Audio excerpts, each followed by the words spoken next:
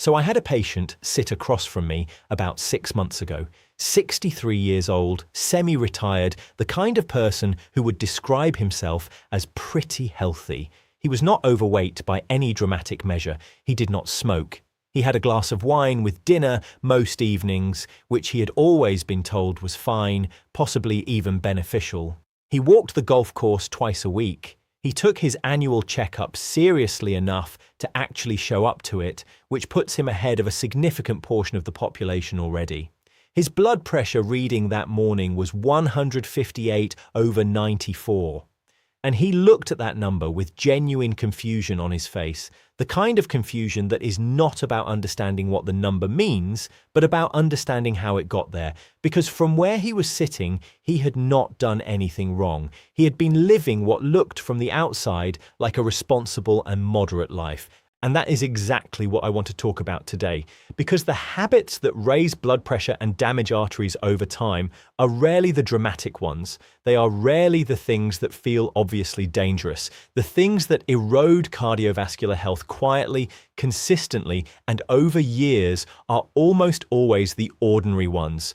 The ones that blend so seamlessly into daily life that nobody thinks to question them. The ones that nobody puts on a warning label because they are not dramatic enough to seem worth warning about. If you are new here, welcome. I am a cardiologist with over 20 years of clinical practice, and what I care about more than almost anything in this field is the gap between what people think is harming their cardiovascular system and what is actually harming it. Those two things are often not the same list, and that gap is where most preventable heart disease lives. If today's video helps you close that gap even slightly, please hit the like button and subscribe to the channel. It genuinely helps this content reach people who are living with these habits right now without knowing what they are quietly doing to their arteries. Right? 7 habits. And I want to be clear before we begin that these are not obscure or unusual behaviors. Every single one of them is something that a large proportion of otherwise health-conscious adults are doing regularly, often daily. That is precisely why they matter. The first one is the habit that surprised my golf-playing patient more than anything else I said to him that morning, and it is the one I want to start with because it is the most consistently underestimated driver of elevated blood pressure in adults over 50. It is sitting for extended unbroken periods, not being sedentary in the broad sense, not being someone who never exercises, but specifically the pattern of sitting for 2, 3, or 4 hours at a stretch without meaningful interruption. Here is what happens inside your blood vessels when you sit for a prolonged period without moving. Within about 30 minutes of sustained sitting, the endothelial cells that line your arteries, the cells responsible for producing nitric oxide, which is the compound that keeps your artery walls relaxed and blood flowing smoothly, begin reducing their output. Within 90 minutes of unbroken sitting, measurable changes in arterial stiffness can be detected. Your blood is also pooling in your lower extremities rather than circulating efficiently, which means your heart is working harder to maintain adequate perfusion throughout your body. The critical detail here, and this is the part that changes how people think about this, is that exercising for 45 minutes in the morning does not undo the vascular effects of sitting for 6 hours afterwards. A study published in the Journal of the American College of Cardiology found that the cardiovascular benefit of regular exercise was significantly attenuated in people who also had high sedentary time during the rest of their day. The exercise and the sitting are not cancelling each other out. They are separate inputs with separate effects, and the sitting is doing damage on its own schedule, regardless of what happened at the gym earlier. The solution is not dramatic. It is a 2-minute walk every 45 to 60 minutes, standing while on the phone, a brief walk after meals, which independently has strong evidence for blood pressure management, not a lifestyle overhaul, a pattern interruption. And the research on breaking sitting time in this way shows consistent reductions in blood pressure, improvements in arterial flexibility, and better blood sugar regulation, all from intervals so short that they feel almost insultingly simple. The second habit is one that the food industry has spent considerable money ensuring you do not think too carefully about. It is the consumption of ultra-processed foods, not because of their calorie content, not primarily because of their saturated fat, but because of their sodium content, which is consistently and dramatically higher than people realize, and their almost complete absence of potassium, which is the mineral that works in direct opposition to sodium in regulating the fluid balance inside and outside your artery walls. Most adults have a rough awareness that salt raises blood pressure.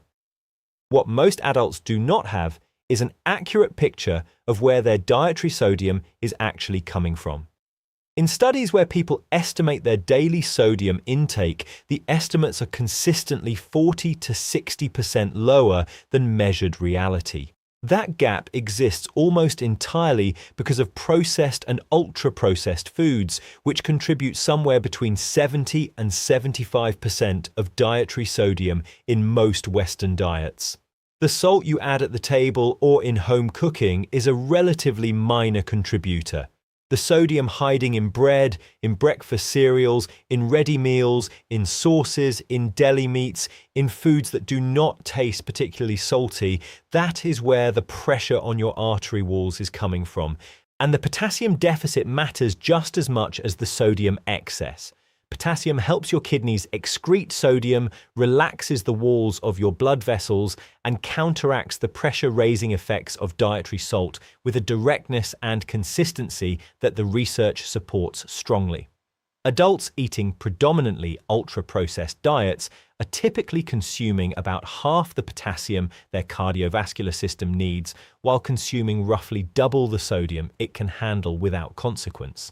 That combination, not either factor alone, is one of the most reliably documented contributors to elevated blood pressure in otherwise healthy adults. The third habit is one that almost nobody frames as a cardiovascular issue, even though the research connecting it to blood pressure and arterial damage is both extensive and consistent. It is chronic low-grade sleep insufficiency, not the dramatic sleep deprivation of pulling all-nighters, but the quiet habit of regularly getting 6 hours when your body needs 7.5 or 8. The 30 to 60 minutes short that most people do not count as a real problem because they have adapted to functioning in that state and no longer remember what not being subtly exhausted feels like. During sleep, your blood pressure drops by approximately 10 to 20% in a process called nocturnal dipping. This nightly dip is not incidental. It is when your cardiovascular system does the majority of its repair and recovery work. Your endothelial cells restore their function. Inflammatory markers produced during the day are cleared. The mechanical stress that blood flow places on your artery walls is reduced long enough for genuine recovery to occur. When you consistently cut that window short, even by 1 hour, you reduce the duration of this recovery period night after night, and the cumulative effect on your arteries is measurable.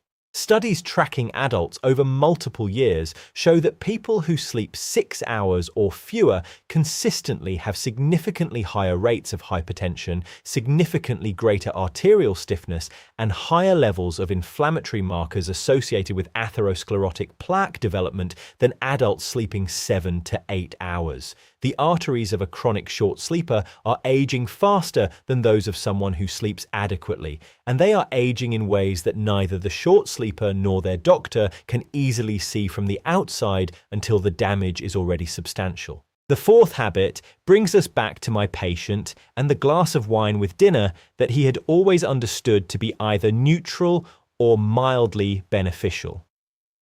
The research on alcohol and cardiovascular health has shifted considerably in the past decade, and the shift is not in the direction that the moderate drinkers of the world were hoping for. The earlier studies suggesting a protective effect of moderate alcohol consumption have been substantially undermined by more sophisticated research designs that account for a phenomenon called the abstainer bias, where many people in the non-drinking comparison group were not drinking because of pre-existing health problems, making the moderate drinkers look healthier by comparison than they actually were. When those methodological problems are corrected for, the cardiovascular benefit of moderate alcohol consumption largely disappears. What remains, clearly and consistently, is the pressure-raising effect. Alcohol raises blood pressure through multiple mechanisms. It activates the sympathetic nervous system, which is your fight-or-flight system, raising both heart rate and vascular resistance. It disrupts the sleep architecture even when it helps you fall asleep initially, reducing the quality of the nocturnal blood pressure dip we just talked about. And it promotes fluid retention through its effects on the hormones that regulate kidney function. Even 2 standard drinks per evening, sustained over years, produces a measurable and clinically significant elevation in resting blood pressure in a substantial proportion of adults. The 5th habit is one that the wellness industry has, in a strange inversion, actually made worse rather than better. It is the chronic, low-level psychological stress that comes from constant information exposure, perpetual connectivity, and the complete erosion of genuine rest from the texture of daily life.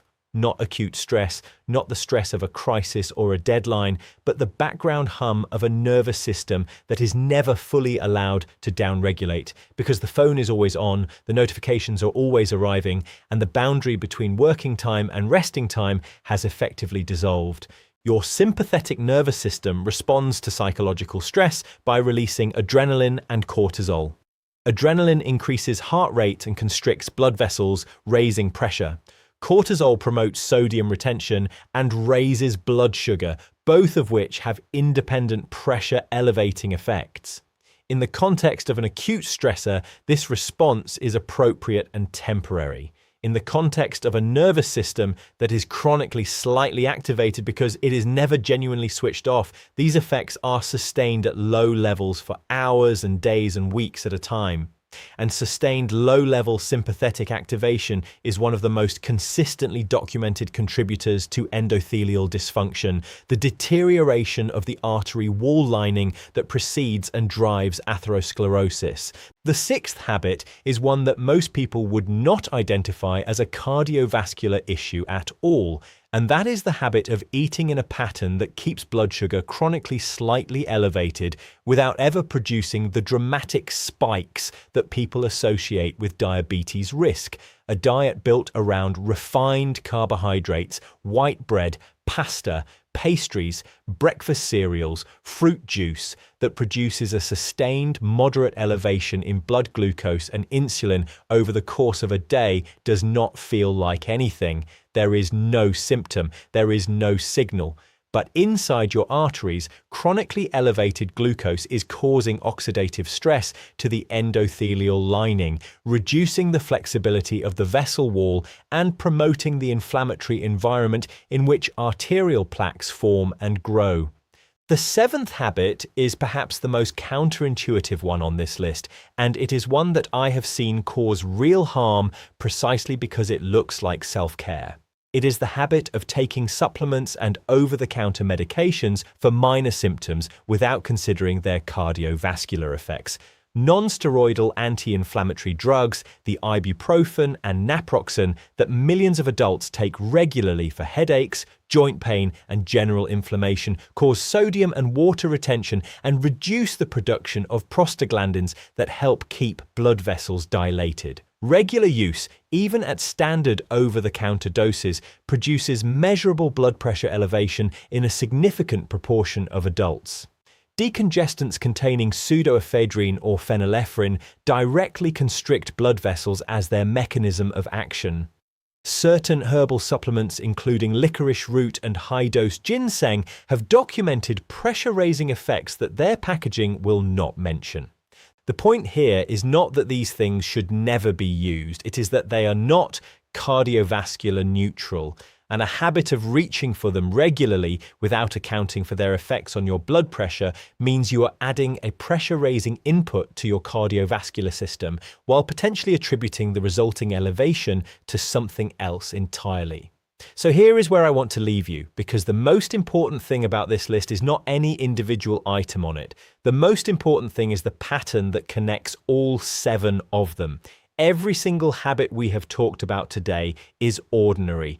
Every one of them is common. Every one of them is something that intelligent, health-aware adults do regularly without understanding the arterial consequences. And that is the real problem. Not that people are making obviously bad choices, but that the choices doing the most quiet damage over time are the ones that feel the most neutral.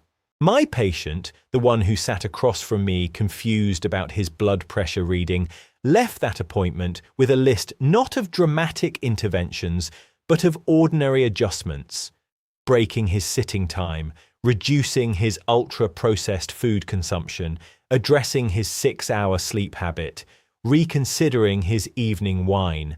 None of it required him to become a different person. It required him to look more honestly at the ordinary habits he had never thought to examine. 6 months later, his blood pressure was 134/82.